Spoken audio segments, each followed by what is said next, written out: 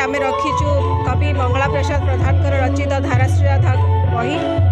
आभिजात भारत वर्षर बही उपर कार्यक्रम करासी कल्चरल इवेंट तारी मध्यम करा सहित आमर गोटे सौंदर्य प्रतियोगिता रही जहाँकि ओडिशार खदी को लेकिन आम करुचु आमर मूल लक्ष्य है ओडिशार जो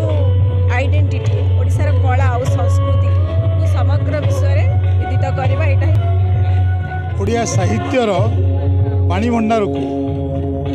परिपूर्ण करने कवि मंगला प्रसाद प्रधान रीतिजुग शैली रे विशेषकर कवि जयदेव गीत गोविंदर आधार रे धाराश्री राधा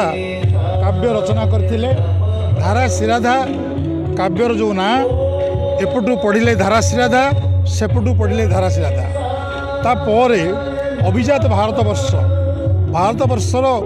चित्र और चरित्र एपरी भाव में उपस्थापन करिसेंती से रीतिजुग शैली रे जहाँ ओडिया भाषार जो गौरवमय ऐतिह्य रही जेहेतु ओडिया भाषा आमर पाई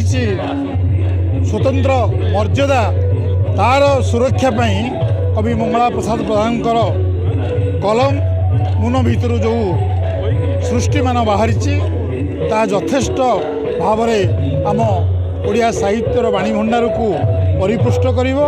यह एक भिन्न स्वादर काव्य।